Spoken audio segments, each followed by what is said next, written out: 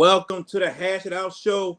I am your host, JB, your sports guy. Thank y'all for tuning in. We got a good show for you guys tonight. I'm joined by my co-host that you can catch on CrescentCitySports.com, George Peppers. George, what's going on?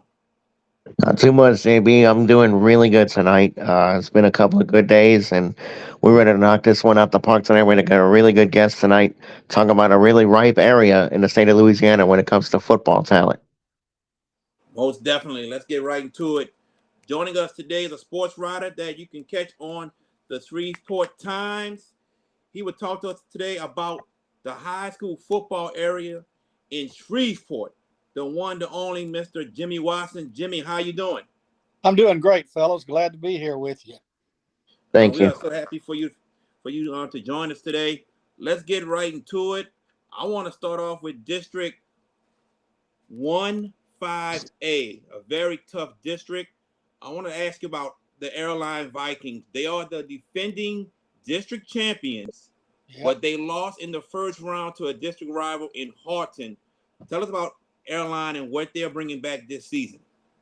Well, they kind of snuck up on everybody last year because they were picked to finish like sixth in the district, and just all of a sudden they had a new coach. He changed the offense around a little bit, went to more of a wide out and situation, and had a sophomore quarterback that threw the ball for over 2,000 yards. And the young man's back this year. In fact, he is Airline is the only District 1-5A team that has a returning quarterback. The other 7 schools all have brand new quarterbacks, which should give them an advantage. But even though it's a good district, it's a pretty even district. You got Southwood in there that's generally a kind of a bottom feeder there. They don't ever win over 1 or 2 games. But other than that, anybody can beat anybody on a given night, which makes it a lot of fun, but it also makes it hard to predict games. I want to get to the Benton Tigers. Benton got to the second round of the Division I non-select. Heartbreaking loss to the Denham Springs Yellow Jackets. Tell us about the Benton Tigers for this upcoming season. Yeah, they're going to be pretty good. They've got a couple of big offensive linemen, and they've got a young man at quarterback that they feel pretty good about. I'm not sure if they can make a run at the title or not this year, but they did have a heartbreaker last year where they lost on a mistake by the coach and not getting a timeout when he needed a timeout, and it cost them a chance to advance. But they're kind of a hard team to predict just because of the talent. They usually don't have a lot of athletes on their team, but they usually have some pretty good linemen. So that makes them kind of tough to deal with for some of the other schools, particularly defensive. They've got a really good defensive lineup and a good defensive scheme that they run really well. Jess Curtis was very successful at Manny High School, winning multiple championships. Yeah, he is now the head coach at Natchitoches Central. What are your thoughts about Natchitoches Central this year? Because I'm hearing a lot of talk, and they have more than 120 players that are on varsity for this season. Yep. I was just in Natchitoches this past weekend for the Hall of Fame celebration down there, and there was a lot of talk about them because he's a guy that doesn't take any slacking for effort. So if you're going to come play ball for him, you better get everything in order because he's going to run you, he's going to work you, and he expects the best out of those kids. He doesn't have a whole lot of talent returning. Not sure what he's got coming out of those 120 kids that weren't out last year, so that'll make it kind of interesting. But he's got a new quarterback down there, but he's got obviously one of the best offensive linemen in the state, and Joe Cryer, who recently was an Ole Miss commit and then decommitted on Sunday and committed to LSU. He's a kid that's kind of a natural born leader, kind of a crazy kid, likes attention, likes being in the media. And he's one of these kids that'll get everybody else out there and get them going 100%. So be interested to see what Cryer, and then Cryer's dad is one of the assistant coaches there too. So they'll get it going on. They'll struggle to win the district this year, but they may surprise some people later in the year as they kind of start gelling a little bit. What about C.E. Bird? C.E. Bird, before they realigned Division I and everything, C.E. Bird was a strong power, getting to the semis and the championship games. What can CE Bird bring to this district this season? Do they have a chance to be district champions? Well, they do because of their odd offense. You know, they run the veer and it's run, run, run, rarely throw the ball. They always have to get kind of a ball control quarterback, which they had their senior quarterback graduated last year and did a really good job, and was one of the reasons they made a little run in the playoffs because he was very talented. They've got another young guy that was played a lot last year, but he didn't play quarterback. He was a wideout, and they've moved him to quarterback. But basically, all the quarterback at Bird has to do is be able to hand off and not fumble. So, and then throw 4 or 5 passes a game, maybe on a big night. So, doesn't take a lot at quarterback there. It takes a lot at running back. But they've got a kid, Dustinpoirier, who is one of the best running backs in our area, and he's going to give them a lot. They've got a lot of short guys in the offensive line, but they're fairly stout guys, and they have an unusual blocking scheme that gives them a chance to beat anybody that they're playing. George Peppers, I pass it to you. All right, Jimmy, first of all, thank you for giving us this opportunity to talk to you and for us in New Orleans to learn about the Shreveport area more in depth. Thank you for giving us this opportunity. I want to start with a team that made it to the Superdome last year, and that's North DeSoto. You know, they ran into a really athletic Lutcher team with Winfield, and they hung in for a long time, but Lutcher took over in that second half. What does Dennis Dunn have for an encore? And is that a team that we in the New Orleans area need to watch for to maybe make that same particular run that they did last year? I think they definitely can. They've got a kid at quarterback that was started as a freshman last year, and I don't know if you saw him in the Superdome, but We he did. had probably his worst game of the year in the Superdome. Hmm. He's back, been working really hard all summer, and he's a kid that's going to be playing on Saturdays in a couple more years. But yeah, he's got a good couple of good wide receivers. Running backs kind of up in the air. They had 2 really good running backs last year, but they both graduated, so that kind of remains to be seen. But they've got a good defense, and Dennis Dunn is the coach. If you're aware of Dennis Dunn, who led Evangel to several state titles back in the day and then coached down at Louisiana College for a while, he's a guy that'll have that team ready. They don't have a lot of just pure athletes on that team based on where they're located. They're kind of on the suburbs of Shreveport, but all their kids are real active on both offensive and defensive side, and they'll definitely have a shot. I think they're one of the teams in our area that really benefited by the divisional play last year. It Hmm. lined teams that they had a chance to beat all the way till they got to the Superdome. A team in their district that disappointed in the playoffs. They won the district last year, Northwood Shreveport. They won it last year, got to the playoffs, and I think what they go out in the region. I think it was the regional round that they went out. Um, Talk about that team and what are they bringing back, and do they have a chance to maybe replicate what they did last year? I think that they will probably be the third place team in that district this year. They lost the quarterback, the great running back. They lost a couple of really good defenders that signed.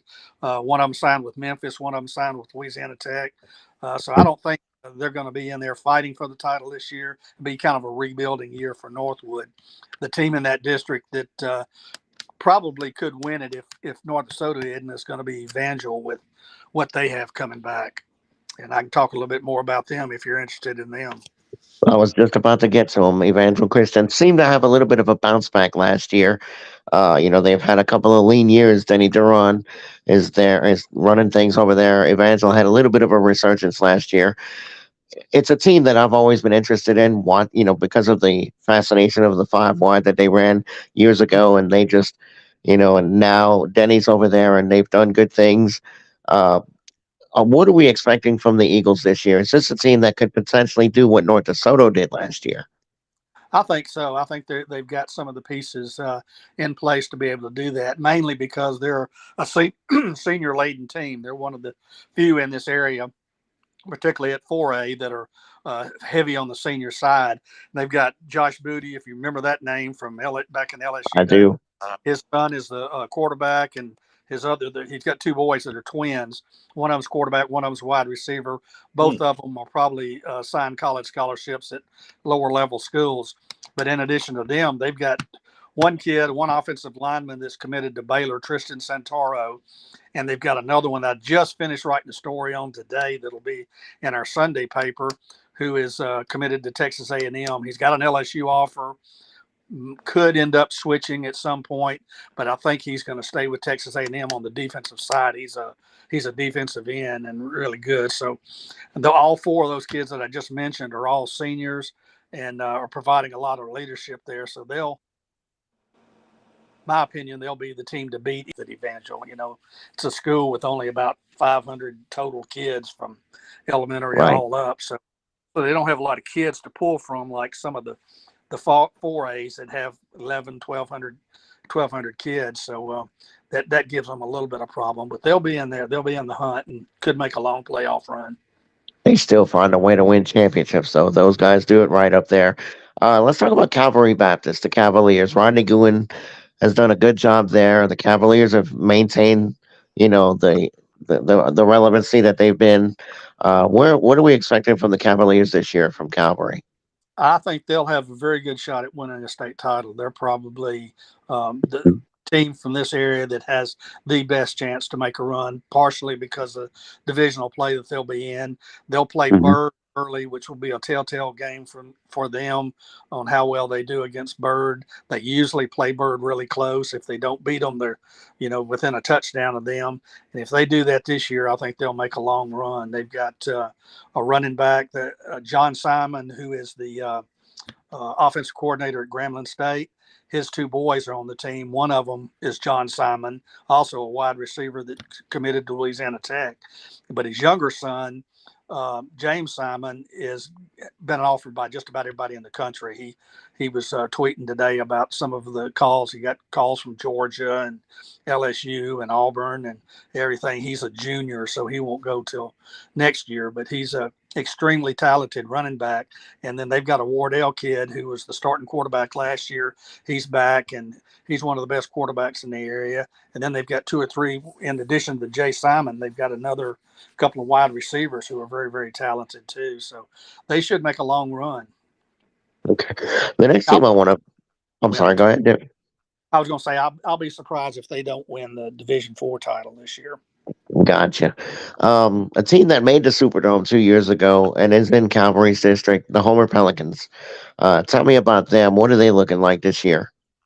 They're looking very strong. I just talked to Coach Casey the other day, and he's very pleased with who they have coming back. It looks like it's going to be between them and Haynesville, which is not surprising, to win the district title, although Glenbrook snuck in there and won it last year in just their second year in LHSAA football.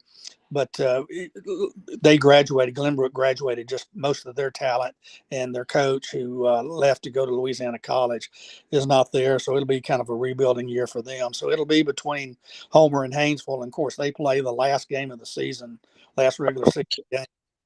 That's going to be a brutal matchup because they both have a lot of talent coming back, and they both are hard-nosed teams with hard-nosed coaches, and it's always fun to watch. I always try to make the Homer-Haynesville game if I can there at the last of the season.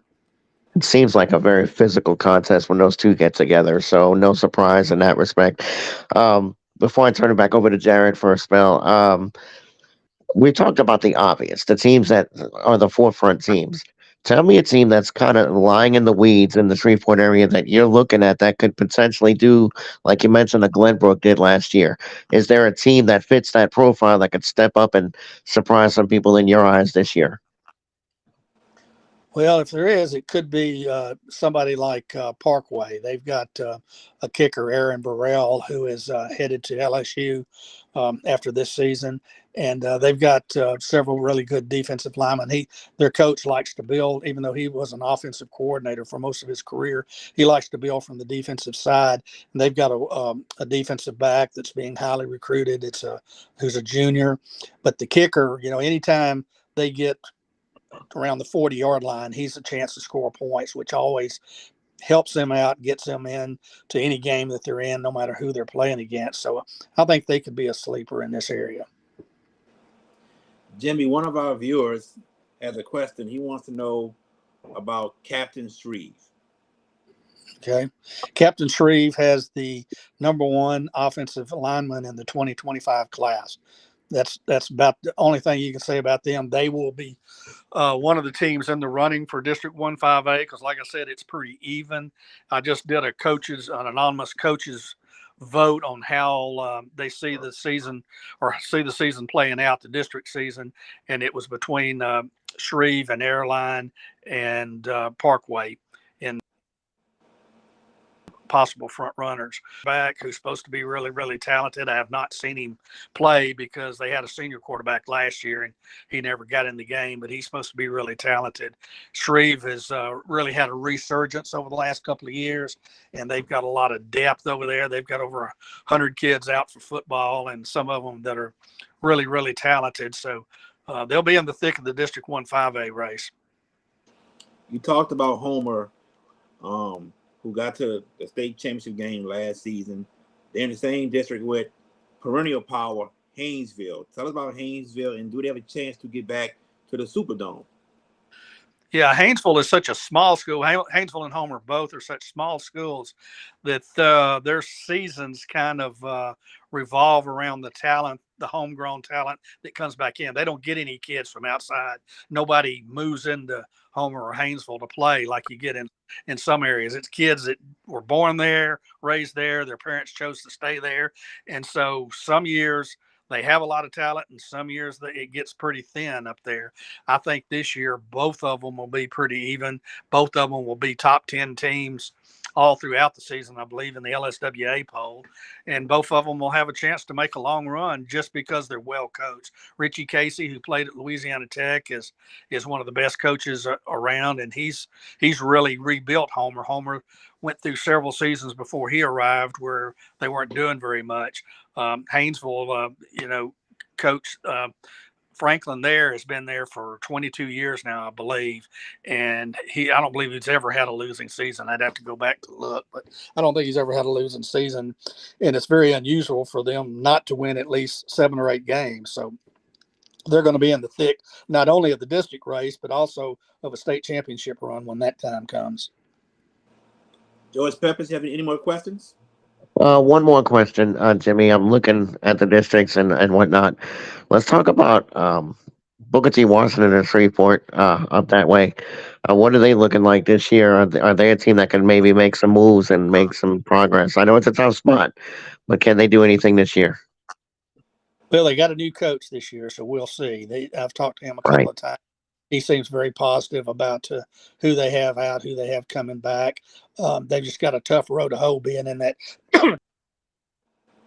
1-4A because it's Suchwood, North DeSoto, and Evangel in there. So it'll be real hard for Right. them to make a run. And Huntington. Huntington's going to be really good too. That's another team that I hadn't mentioned, but I think that even though they lost the best quarterback they've had probably in the last 10 years, they've got so much speed and athleticism on that team that Huntington's going to be right in there running it. So I would think the best BTW could hope for would be about a 5th place finish.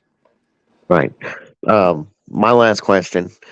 Uh, of the teams that we mentioned, of the perennial teams that are going to be strong, which is, if you had to hang your hat on one team in the Shreveport area to get to the Superdome this year, and you had to put your chips in on one team, who would it be and why? Calvary Baptist, no question. Okay. I believe that they're the only ones that can definitely get there. Now, I think some other ones like North Soda have a chance. Evangel has a chance. And, of course, Homer Mhm. will have a chance. But if I was a betting man, that's Calvary's the one I would put it on. They've got a great offensive line coming back. They've got a lot of defenders. They're just really good and good enough to beat most of the 5As. They probably couldn't win District 1-5A if they had to play 5A every week because of their depth or lack of depth. But on a given night, they can beat anybody in District 1-5A. Mr. Jimmy Watson, we thank you for joining us. We truly appreciate it. Thank you, sir, so much. No problem. Glad to. Yes, sir. Take Bye. care. Jimmy Watson of the Shreveport Times giving us his in-depth analysis of the high school areas in Shreveport. Um, I'm going to go to District 158 first, and we talked about Airline, who won the district last year, and they lost to Mhm. Harton, upset, upset in the first round. Their rival Harton defeated them. Benton takes a terrible loss, and I said take because their coach made a bad decision, asking if they can nail the ball, will the game be over? Like really, just have your quarterback throw it deep out of bounds, have your receiver run a seam route, game over. You nail a ball in Denham Springs territory. Denham Springs gets a field goal to win the game. Yes, they knelt it on fourth down, and Jess Curtis is going to knock it at Central, and he's going to change that program around. Look, if I had to pick a team that's going to win that district, George, I'm sticking with Benton this season because I think Benton is going to be on a mission to rewrite what happened last year. Now, do I think they get to the semis or the quarters? No, I don't think so. Still, they should have been last year, but I think Benton, in my opinion, will win that district. What do you think? I would be inclined to agree with you when it comes to Benson. Listen, I think they're the team that's going to have a chip on their shoulder in a way, but when you self destruct the way they did, it could have an adverse effect on you as well. I mean, it could be one of those where, like, do we trust our coach to make the right move? It's like, man, he botched it up. Yes, it was at Denham. If I'm, oh no, it was at Benton. I think that game was That in Benton. Benton. It was at Yes, Benton in front of your whole crowd and the alumni. I mean, obviously, look, sore feelings and whatnot. I think athletically they have the chance to win the district. Where Benton's going to run into trouble when they get to the playoffs when they play teams with perimeter speed on the outside. They're yeah. not built. They're not built to be a team that you can say sling it and outrun people. They're just not. I think it was a matchup against was it 35 or one of the New Orleans teams beat the brakes off of them a few years back. I don't remember who had to scoop up the brackets from years past, but Newman came back and beat them last year at Newman. yeah, and that was with Arch. Yeah, you know, Arch Manning. And look, we know where we stand with that. But listen, I think that district is pretty tough. I'm not sure Natchitoches Central is good enough this year. I know Jess Curtis is there, and I think he's going to get them boys right. In the trenches is where their strength is going to be. Defensively is where they're really going to show you improvement. Airline is what they are. The Vikings are going to be solid. It's a solid district all around. But when we talk about picking one team and picking Benton, that's a risk reward pick, really, Jared, when you look I at agree. Benton. I agree. Because again, as I pointed out earlier, it could be one of those situations where last year is a hangover and they slip on the banana peel again this year. They could be like, oh, wait, can we trust our coach in a big spot? Uh, that could be a problem. But athletically, they are good enough to win that district. Reynolds Moore is the head coach of Benton, and I truly hope that he learned from this terrible mistake that he made. Me too. I Me hope too. he learned. I mean, he said he asked an official, "Is if we kneel on fourth down, the game will be over." As if asking that time will run out. Right. You can't rely on that. I'll do that ball No. deep as I can, out of bound, have somebody run a seam route. That's just it. Or have See, my quarterback step back some, then chuck it. chuck it out of Yeah. bounds with somebody over there so I don't See, get a penalty. what do we know about officials in the LHSA? And not to start any kind of mess, but when we allocate officials in the playoffs, it's not the area officials they've used to the whole year. It's a Correct. different region. It's a different region. So why did Yes. Reynolds Moore even go there? Dude, understand the situation. Understand the game situation. Your coaches have to be, there's got to be one guy on that staff that's got to say, Coach, if we do this, we good. If we do this, that's you got to rely on your coaches, and that's where they failed miserably. Again, I don't know where these officials were from. Yeah, Denham Springs coming all the way up there and escaping. Well, that's quite simply what it was. They escaped, you know. Pete, And again, you got to trust in your coaches. But I'm wondering about the players because they're kids, and that was a very egregious loss. And I'm not gonna again. I'm not trying to instigate nothing by any stretch by what I'm saying. But you played ball. I played Yeah, ball. Um, Parents will be like, "Man, why you go play for that? That's that knucklehead." correct. They may feed, and kids are easily influenced. Let's call it what it is. Parents will feed that stuff and say, well, man, this coach, he ain't doing right by you. He ain't doing right by you. Look at that. Blow a whole game become behind some stupidness. That's the stuff they gonna say. You know that. I know that. And Yeah, again, we're beating a dead horse here because I think Benton's the Tigers are good enough to win this district. It's not no gimme. I mean, there's teams that can take them down. You mentioned the Vikings. You mentioned Act Central. I mean, teams yep. like that. And Bird, you So can't get and Bird. Bird the Jackets have a shot. And And with the watch out for Parkway. Yeah, Jimmy just said it. Parkway's a team Yep, on the improve. that's They've right. they've got some athletes, and again, Shreveport is ripe with talented teams. They are very. We're nestled in New Orleans, and we know New Orleans really well. We don't expound it. We talked about Shreveport, but we're not able to go to games in Shreveport. Well, not yet, but we'll leave that Maybe in alone. It's the a future. tease. Maybe in the future. I mean, that's a tease, ladies and gentlemen. So, but look, Jared, we talk about and I asked Jimmy, and I want to put this out to you, Evangel Christian. All right, the Yeah, Eagles had a bit of a District resurgence. 148 next. I was going there next. Go ahead. Okay. I Yep. wanted to kick on them specifically. They had a bit of they've had a couple of bad years, some turbulent administrative stuff going on. Seems like they figured it out. Denny Duran is still the head coach there. Booty's there. Josh Booty's son. Who look, I'll say this about Josh Booty, and I've covered high school football a long, long time. Best quarterback I've ever seen to play in the state of Louisiana, high school. I think he was that good. He Okay. manicured an offense that was very difficult to run. Some people say 7-step drop, throw it. Look, receivers run routes. There's 5 dudes. You got to find the right guy. Booty was able to win 2 state championships at Evangel. And I had friends of mine tell me, well, it's got to be Peyton and Eli. They didn't win the ring, did they? Nope. No, they didn't do it. And obviously they had greater NFL careers than Josh. But Josh Booty, let's be fair, was a baseball player too, and he was very astute as a baseball player. But let's get back Well, to the business. Let's get back to Evangel.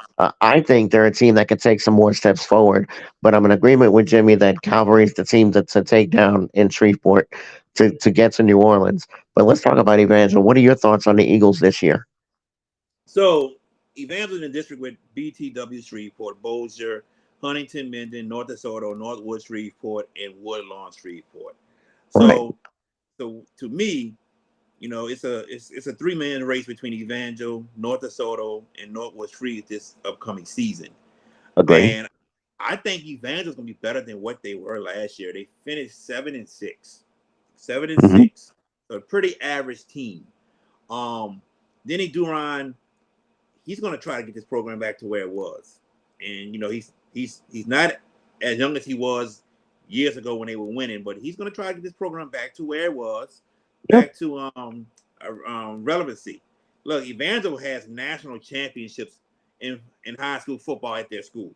Correct. That is legacy, and that is a tradition, and it's tradition that's hard to look at with a losing record, like Shaw for many years since the 2010 season. Shaw with these losing records, when you got tradition, it's hard to see. But that was Evangel for these past couple of years.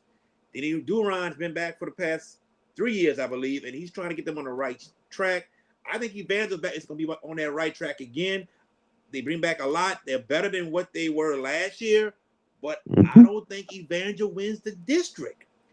I'm, I think Evangel's former coach, Dennis Dunn, who's at North DeSoto, is going to have North DeSoto be the district champions this season. Last season was Northwood Hmm. Shreveport, but I think North DeSoto and that quarterback they got, and we talked about this quarterback at the Dome last year. He's a freshman that threw 4 picks. He's a sophomore. He's going to learn from his mistakes. He's going to mature more, become better. He's going to have better reads. North DeSoto to me, maybe the other team from Shreveport that gets back to the dome.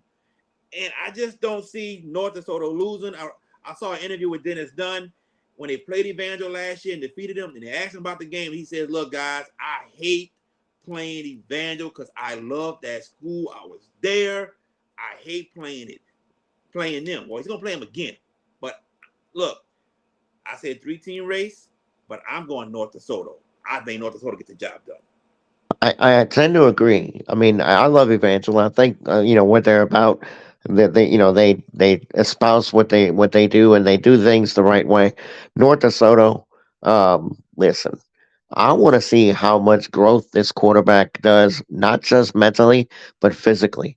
How much has he? And we should have asked Jimmy uh, how he looked as far as physical, Yeah, because he was a freshman last year. And what is it, around sophomore, junior year is when you hit that spurt, correct. biologically speaking.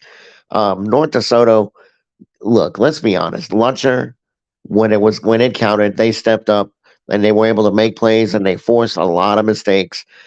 If the maturation process continues for North DeSoto, I see no reason why we're not seeing them the second week of December in the Caesars Superdome. I think they got a real opportunity now. It's going to be tougher because they kind of snuck up on people last year. They were like, wait, man, who are they? They don't have the pedigree of these other schools, and they went out there and beat some brains in and got to the Yeah, dome. But those turnovers, and when they happened, because they controlled Lutcher early. Remember, they were 2 scores up on Lutcher. And when those mistakes started to happen, you're not giving Winfield all those extra possessions. What happens? He's going to murder you. He did. He did. So I think North DeSoto is a team that I will definitely keep a very, very close eye on. More so to see how they handle the non-district and what they do in that district. It's the perfect district when you come to playoffs. You get tough games, and it's not overkill. I mean, there's a right. couple of good teams, but it's not overkill. I'm expecting them to make a nice run this year. I think we may just see them back in the Caesar Superdome this year, and maybe they finish the story that they couldn't finish last year. Maybe so. Maybe so. We shall see. Hmm. We're gonna go to District 1-2A, and look, I've said it. And Calvary Baptist is in Division 3. I think Calvary Baptist has a great shot to get to the dome. I really do. And they bring back a lot. And like they said, you got one of the best running backs in James Simon, and he's only a junior. You got a great quarterback. I cannot remember his name. I'm trying to find his name. Let me see right quick. They're saying Abram Wardell, who's a junior. Hmm. And you know the crazy thing is, his backup, who's going to be a freshman this year, his name is Peyton Houston. And Peyton Houston is already getting offers from many big schools That's already. crazy. And we might not see Peyton Houston until 2025. 25? Yeah. Yeah, And he's getting offers from everybody, and he's the backup quarterback. You have the defensive back. I cannot think of his name. Landon Sylvie. Landon Sylvie. Sylvie. Hmm. Landon Sylvie was going to be a senior this year. He's a free safety, and he is a ball hawk. Calvary Baptist has so much talent, and to me, probably the best team. I agree with Jimmy. Probably the best team in the Shreveport area, and got the best chance to get to the dome this year. And I can't say enough about Calvary Baptist. I think they are just that strong and just that talented to get back to the dome, to get to the dome. And Hmm. I really think they're going. Remember, when they came up, Evangel had ruled the roost for a minute in Shreveport. Calvary had to cut their teeth while Evangel was in their prime. Look what the Right. Cavaliers have done. They've won multiple state championships. They've produced top tier talent. Shea Patterson was a top tier quarterback for them. Went to Ole Miss, then he went to Michigan. Now he didn't quite make it in the NFL, but he's playing. He's in the USFL now. Shea, I think he was on the Breakers this year. If I remember, no, that was McLeod Bethel Thompson. Never mind. No, he was not here. Um, Basically, my point is Calvary recruits athletes. I say recruits, but attracts Attract. athletes. Excuse Yes. me. I don't want to get nobody in trouble by saying that word. Recruits, it's kind of a little bit of a troublesome word to say around these parts or any parts really. But I'm like Jimmy. I would be surprised if this team is not playing for a championship in the Caesars Superdome. I just there's too much talent. And you mentioned the quarterback position; they are absolutely loaded. Houston is gonna. We're not gonna see Peyton Houston until 2025. And if they're talking him up and he's got D1 offers already on the table without game film, hello. That's it. What does that say? Your Cavalry is not just going to be great this year, they're going to be pretty good for a good little minute because they continue to attract athletes and studs. The trenches are where they're going to be strong at too. You mentioned the D-back Sylvie. He's a guy that, look, when the football's in the air, he's coming to get it. That's right. That's just what he does. And Rodney Gwynn has done a really good job there, maintaining the program and continuing to be elite. I think this is the best team pound for pound in Shreveport, and this is a team that Jared I would expect that when we get to the Caesar Superdome on the second week of December, we're going to see them play for a title. I totally agree with you. I think so also in the Division 3 select. And Division 3 select is going to be tough again this year. St. Of course, Charles, North, not North Dakota. I'm sorry. St. no, Charles, Dunham, ULAB, his Calvary Baptist. This is gonna be tough. Division 3 select, and if I have to pick one team to get to the dome this season, it is Calvary Baptist. It is okay. Calvary Baptist without a doubt. That's what hmm I'm picking to get to the dome in Division 3 select. I don't argue that. I mean, but you just mentioned some very quality teams that could deny them. St. Charles. Look, St. Charles is the same group that knocked off Lafayette Christian. And Lafayette Christian with that John Madden video game offense is a very tough nut to crack.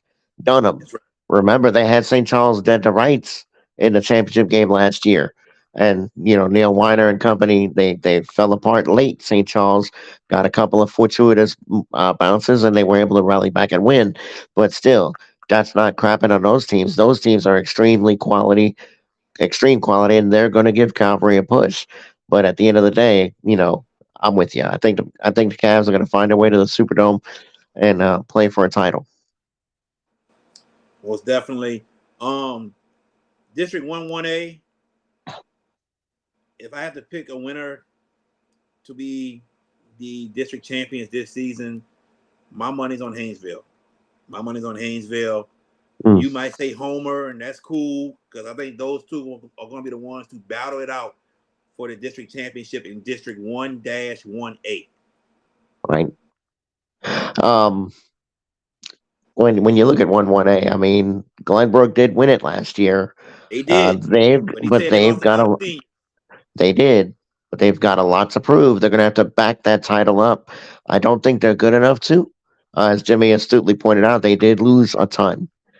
We're not saying they're going to fall off the planet or not. Like we're not doing like the cliffhanger game on The Price is Right. They're not gonna fall off like that. They're still going to be relevant. They're still going to be tough.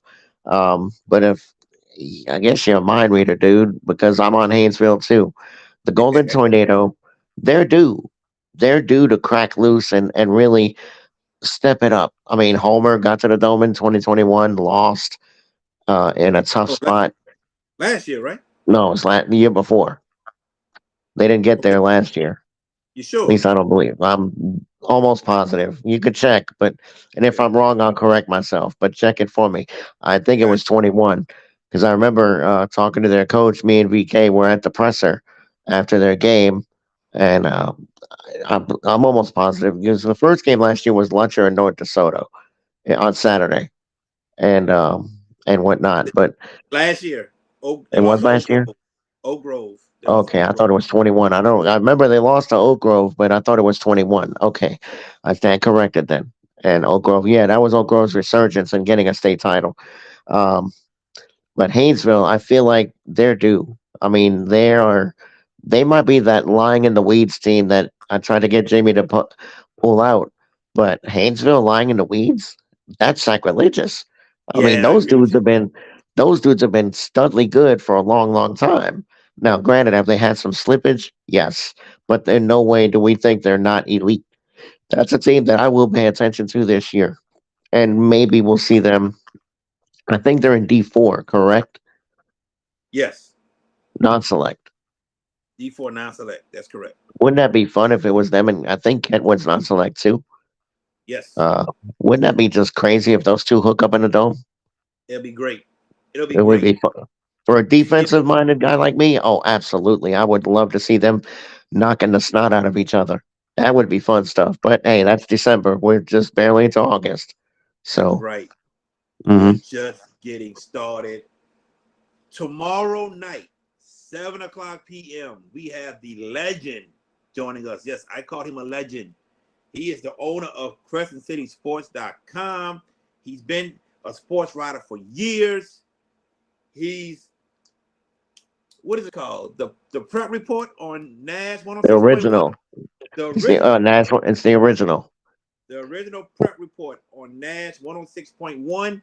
You can hear him from, I want to say 6 p.m. to 11 p.m. Am I correct, George? That's correct. That's correct. And at 11 o'clock, they put the simulcast of Friday Night Football with Ed Daniels and JT Curtis on That's Friday right. nights. It is the best show in the state, and I'm maybe a little partial, but the accuracy in which they do things with the original, I know I've been there, and I've seen him on Friday nights. It's like when you get a score, it's like, are you sure? Yep, the accuracy. There is no scoreboard better than Crescent City Sports, the scoreboard on crescentcitysports.com. Check it out, but check us out tomorrow night. And you know what's crazy? This will be my first time with Kenny in the other hand of the seat. He's always interviewed me because, as you know, Jared, I do horse racing for Crescent City, and he's Right. always interviewed me. Now the shoe's on the other foot, and we're hoping our other co-host can be with us tomorrow night. I mean, the heat is on, VK, but we know why you're not here tonight. And I do want to point out for VK why he's not with us tonight. He had a momentous victory yesterday, a personal victory, and we congratulate him. And we miss him tonight because we were actually going to set down an over under on how long it would take for him to raise that hand. And I'm just joking when I say that. It's all love. But we miss him, but we were ecstatic for him yesterday in many Yes. ways. And I know he's going to share it with us when he comes back on. But we were extremely excited for him yesterday. And look, this just to see a brother like that, our brother, revel in the moment and win something like that. It's a beautiful thing. It's a beautiful thing. But Definitely. looking forward to tomorrow night, and I know there's going to be a ton of questions to Kenny about New Orleans and everything else, and maybe we'll get ideas about games that he'll do. But actually, he'll release that on the 10th of August. They do have the preseason luncheon Okay. for the original, and I'm going to try to get there, but work schedule's going to tell me no. So, but I'm going to see what I can do and whatnot. But looking forward to talking to Ken tomorrow night. Listen, to those of you that don't know this man, what rock have y'all been living on? This The guy guy, he's this, talking Let me just say, huh? the guy he's talking about, I didn't get to say his full name yet, but it's Ken Trahan. This is the guy. And tomorrow, he's going to help us discuss all of the New Orleans area team. And when I say New Orleans, I'm talking Orleans Parish and Jefferson Parish and those two high schools in Plaquemines, in Bell Chase and South Plaquemine. We talking Correct. all of that. We got somebody else to do the North Shore next week. So we do North Shore Yep. teams next week. But tomorrow, Ken Trahan, we talking Carr, Easton. We're talking Carr. Curtis. We talking all these schools, Shaw, Everett, all these schools tomorrow. We're back home. All these schools tomorrow. Make sure y'all are here. Tell a friend, tell a family member. Tune in tomorrow. We got Ken Trahan. Go ahead, George. Look, I can't wait. I mean, this is gonna be like I said, my first time on the other side of the foot, and it's not gonna feel weird because I've done it. How many interviews? I mean, I've done a million, not a million. Oh, you better be, Mister. Who's that? One DJ three 13. Yeah. DJ, my man. You better have a good ink pen too, dog, because it's no taking time tomorrow night. You want to learn? Ken Trahan, let me tell y'all the background this man has. He was the voice of the New Orleans Zephyrs, UNO Privateers. Was with the Saints for a spell. Um, he's done a lot. He is an icon, and eventually, and I don't know if he's in it yet, the Louisiana Sports Hall of Fame. I'm gonna have to check and see. But if he's not, it's a sacrilege. It's blasphemy that he's not. They just had their ceremony this week, and I want to pay homage to the people that are in. Eli Manning got in. Look, I'm a Giants fan. I'm gonna say it. Eli, my dog, you're in. Lori Lyons, a great reporter, a legendary reporter. She's in. And I mean, others got in as well. But y'all better be here tomorrow night, 7 p.m. Don't say we didn't tell you. Don't exactly, DJ. Dude, that man, I've worked with him in the studio on Friday nights. He's a different man on the radio, and it's a good and in a good way. In a good way. What I mean is in when we give you scores, we making sure that those dudes that are on scene are making sure they're giving it to us right. I can tell you, and I'm not going to point out the other entities. They have posted false scores. They have put wrong scores. Us, look, nobody's perfect, but we're the closest thing to perfection. We're the closest thing to perfection. And when we don't get certain scores, it's in areas that Jared and I have never heard of. Blink and you miss it towns. It's like that. But be here tomorrow night, 7 p.m. right here. Hash it out. It's gonna be great stuff. I can't wait. Can't wait. Can't wait. Before we go, George, I want to hop on two things right quick. All right. And it's in the fight world. It's in the fight world. I want Okay. to talk quickly, mention about Terrence Crawford versus Errol Spence. And I've said for years that Terrence Crawford was the best boxer in the world. Terrence Crawford figures people out. Yep. He knows what you're going to do, and he capitalizes immediately, and he makes you pay. That is what makes him great. And when I was watching that fight, Errol Spence always likes to throw a left, right to set things up. Left, right every time. Right. And the right goes to the body mostly to set that up. Crawford figured that out in the first round. Mm-hmm. Figured it out. And he had no answer. And let me say this. Errol Spence is an attacking fighter. He just attacks for one of the first few times, because he's been stunned before. But this fight here, he didn't know what to do. And he got a little desperate early, and he just paid the price. And his trainer, Derek James, didn't know how to adjust. And that's what you need to know how to do in boxing. Yes, you have your particular style, but me also being part of the fight game and having these world titles in Taekwondo and sparring, you have to know how to adjust to certain things, okay?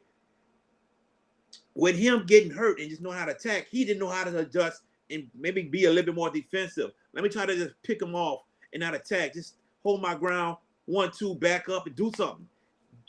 They didn't know what to do. You saw the best fighter in the world that I've said for a few years now.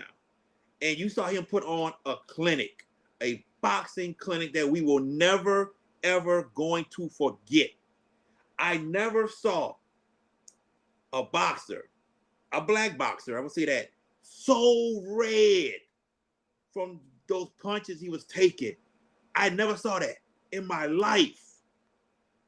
It was a beat down from the get-go. Mm-hmm. And you saw a dominant fighter who was way superior than the other fighter, George. And look, let me say this. As somebody who also watches the odds in the fight, remember the opening odds. Terrence Bud Crawford was minus 115. Spence was plus 105. That's a nip and tuck odds battle on fight night. And yes, George made some bank. Thank you, Terrence. It went to 160, minus 160 for Crawford. And Yeah. I jumped. And I hear people say, oh, look, another mega fight that went to nothing. Hold on, y'all, before y'all start spewing that foolishness. Terrence Crawford is just that good. Errol Spence looked like St. Aug against Shaw on August 25th, right? I'm just Yeah. throwing it out there, VK. I know you're listening, but no, Bud Crawford is the best fighter in the world, pound for pound. I would take him over anybody. Now they say he's got to clean out the division with Thurman. That's the same dude that struggled with a not Thurman. What's that dude's name? I The think the one they one that saying struggled is with Manny. Bruce Ennis is the next one at that division, but he might move up to fight Jamero Charlo. I don't know, and he'll win that. He would win that. Terrence He'll be tough. Crawford is the yeah. I mean, Charlo's a nice fighter, but Crawford is just at a different level. And what he did, Errol Spence, was just criminal. I mean, that was a beatdown. I've seen butt whippings before in boxing. Heck, I mean, we've seen Mike Tyson back in the day do this to people, but this was a prolonged beatdown, 9 rounds of torture and punishment. And Errol Spence just had nothing. And look, don't blame his trainer. Don't blame him. They just ran into a buzzsaw. They Terrence ran into Crawford is fight. just that good, I you agree. know. And I mean, he did what he was supposed to. And to the novices that are saying, "Well, look, another mega fight failed the sport of boxing," no one did it. I think No, Terrence Crawford showed you he is that good. He is just, and the world's his oyster now with knocking off Spence. Because look, let's not fool ourselves. Errol Spence is an elite fighter, but he was in a completely outclassed in that fight with Bud, and Bud did what he was supposed to. totally agree. DJ 13 rematch coming soon. It may happen, but Spence He may didn't be a want that little issue. bit better for that fight, but guess what? It won't be enough. It won't be No, enough. Oh I don't man, think he wants that. I don't think he wants that problem. but the thing is this, George. He says we can do it again at 154. So they go fight at 154. It's not for Hmm. the belt. It's not for the belts because the belts are for 147. Right, So yeah, that's fine. Go to 154 and fight. You at your natural. Got to get aside of his belts. No, not at 154, DJ. The belts are for 147. They fight at 154. It's just a regular rematch, just to have a fight. That's it. It's not for the belts. They have to fight at their weight, at the weight of 147. right. They fight at that weight. Okay, then it's for the belts. 154 is not for the belts. So we'll see. We saw Crawford call out Charlo, you know, call him a cheerleader. But Yeah, that was hilarious. yes. So we'll see. The other fight I want to get to right quick, UFC, Justin Gaethje knocking out Dustin Poirier. My God, what a kick. And it's funny because they said it. They were in the same place where Leon Edwards knocked out Usman the exact same way in Utah. Yep. Now, wasn't that crazy? The symmetry is just crazy. I mean, but and look, if I'd have took my head and not my heart, I'd be a lot better right now. But Poirier. I mean, look, there's no disgrace in getting beat by Justin Gaethje, and anybody who craps on Dustin for losing his fight, stop it. That doesn't need to happen. I saw some negative stuff written by commenters that keyboard warriors. When you tell you what, how about you run in there and take that same kick from Justin? I think you'd be going to sleep too. I mean, that was a hellacious kick. There was, I guess, some sweet face music, not chin. 'Cause I caught him dead in the dome. I was like, oh, he knocked him out, like clean out. But there's no disgrace if you're Poirier for losing that fight. Gaethje is a very, very good fighter, and what I think won that fight for him, the fact that he adjusted his fight style in advance of this fight. He He adjusted his adjusted his fight fight style style. when he lost to Poirier the first time. He Or adjusted exactly then. from fight one, yeah, from Yes. fight one to Saturday night, he adjusted his fight style. Um, and look what happened. He dropped him like a bad habit. Um, people are gonna hype this fight. I don't buy it this weekend. Jake Paul, Nate Diaz. No, I'm not one of those that's gonna be on this fight. I mean, SummerSlam Saturday night. I'll probably watch it. I watched And that too. Logan Paul's actually on the card, so that will be Yeah. a fascinating match with Ricochet. But what I want to talk about that, but Jake and Nate, talk about it because they're named guys. Jake coming off a loss in his last fight, Nate going into boxing. And I think this is an outclassing waiting to happen. Look, I'm not the biggest fan of the twins, but you know what? I respect what Jake and Logan have done in their respective careers. I'll give them that. I'm not fans of them, but this fight is not going to last long, Jared. It's not. I think maybe What we tell around, huh? how many rounds? How many rounds you think it's going to I think last? it's a first round. I think it's a if it's what I think it is, and if Jake doesn't have any hangover, he could finish him in the first round. You know, because the Wow. hangover is he got knocked silly in his last fight. If there's no hangover, I think this fight ends in the first round. I'm gonna tell you this. I'm gonna say this. In order to beat Nate Diaz, you gotta kill him. You have to kill him. He's But a warrior. I want you to take note of this. All right. Nate Diaz, one hit towards his eyes, in the area of his eyes, he's gonna bleed. He's gonna cut. He has Yeah. so much scar tissue. He's gonna cut easily. You see it in his UFC fights. And by round 4, the ref is gonna stop the fight. TKO. I'm telling you. Nate is not a boxer. He's not a good stand-up fighter. He's never been. Look at the fights No. with Conor. Look at the fights with Jorge Masvidal, Leon Edwards. Nate has never been a good stand-up fighter. He's a He's fighting takedown somebody artist. that right. He's fighting somebody that actually trains in this sport. That is an amateur boxer in real life. He's gonna get beat. I'm telling you, unless they got this fight scripted and choreographed and something happens. But other than that, Nate is gonna bleed and cut easily, and that blood's gonna flow down to where you can't see, and that ref by round 4 stopping the fight. That's a wrap. Well, that's how. Look, Jake's got heavy hands for a guy his size. He's got heavy hands. He can hit, but I don't know if it goes that far. I mean, if he's able to open him up early, he may finish him early. Because I don't think Nate's been in a ring with a puncher like Jake. You know, I No, mean, even in UFC, Connor's got some stone hands too. You yeah, know, you mentioned Masvidal. Masvidal's got that in his prime had that power. But Jake, I don't know. Jake's got a different level of. He's got cinder blocks for hands. I mean, that dude will rattle some jawlines and teeth. You know, I need and to say, he's go ahead, go go ahead, go ahead. ahead. Sorry, No, I go was gonna ahead. say If you're looking to wager, and I wouldn't, he's minus 280. No, Jake Paul. I would. It's not Yeah, worth it for me. no.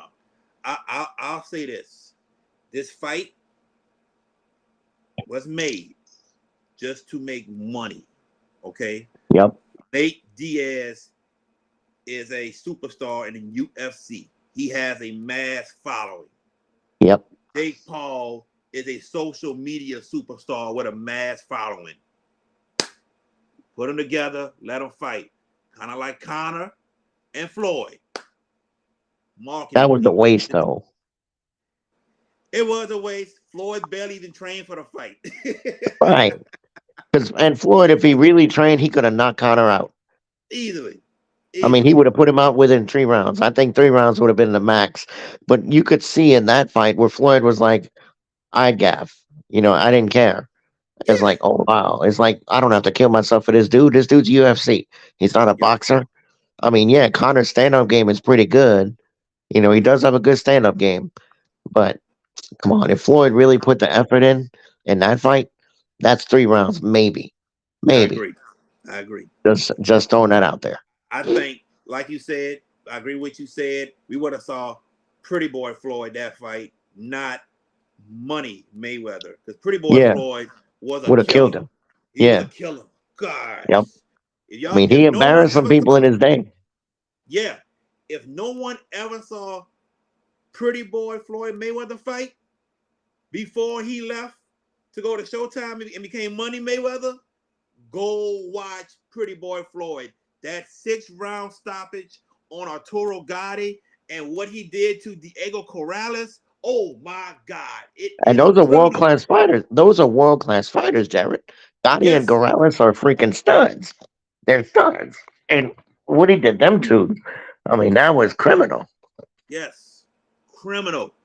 And I know y'all people be like, man, Floyd fights were boring and he just runs back.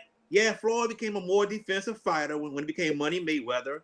He wanted to take less hits to his face. Mhm. Go watch Pretty Boy Floyd. That, oh man, Pretty Boy That's Floyd is some, something else. yeah, that dude. I mean, for goats, I mean, Floyd is in the argument for Yeah. sure. I mean, Oh yeah. for any I pound, heavyweights or whatever. Floyd, Pretty Boy, not Money. Talking about Pretty Boy, yeah. Pretty Boy Floyd. Yeah, I tell you what, there was actually jokes. We'd joke around getting in a ring with fighters. Like, would you get in a ring for 20 million to fight Tyson in his heyday? I'm like, sure, I'll take that Oh nap. yeah. Oh yeah. I'll take that as long as I don't die. I'm good. Oh 'Cause, yeah. on Floyd, but you see, like watching Floyd fight is like, oof. It's like what he did those fights. Yeah, I mean, I may just have to go back and watch them again because that's Yeah. just oof. I I, mean, I saw the Gotti one live when he knocked him silly. Shoo, and ooh, Arturo Gotti was a warrior, Jared. both of his eyes were closed before round 6. He couldn't Yes, see. He yes, couldn't see. and that's a world class fighter, multiple time world champion Gotti. Yes. And that's not no tomato can.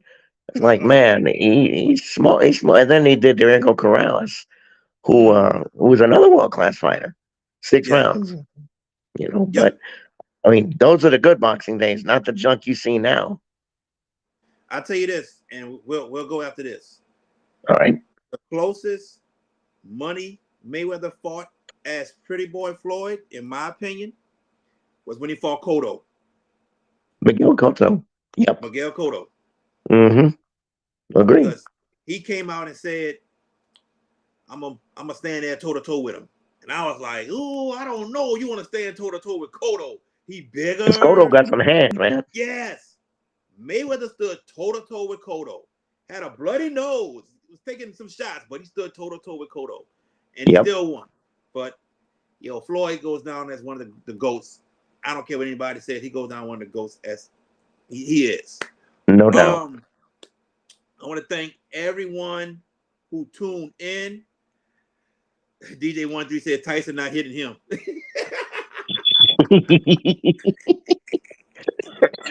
Oh my goodness. Oh Not man. hitting who? Floyd? No. Yeah. Him himself. DJ. He Oh, said you're not taking a tell you punch. what, for 25 million, you taking that nap? I would. Man, I'm taking it, bro. I'm I sorry, mean, bro. I'm straight up telling you, hey, bro, sign my name. Go ahead, Mike, do your thing, dog. I'd probably be the one talking smack, saying, man, you ain't nothing. You ain't got nothing. Boom. Okay. Look, But if I don't flatline, I'm good. I'm set for life. look. He can break my teeth. I got 25 mil to get that fixed. Exactly. That's an easy fix. Yes. Easy. Look, Surely. thank, thank. I want to thank everyone who tuned in tonight. Thank y'all so much. I want to thank my good friend, my co-host George Peppers. I want to give a special thank you to Mr. Jimmy Watson from the Shreveport Times for joining us. We truly appreciate you being here with us and giving us your analysis of all the high school football teams in the Shreveport area. We are back tomorrow, 7 o'clock p.m. The New Orleans metro area, South Shore of Lake Pontchartrain, baby. We are back with Ken Trahan, the icon, the legend. We are back. I want to see everybody here tomorrow, 7 o'clock p.m. We thank y'all. I'm going to eat me a steak. I'm hungry. Y'all take care.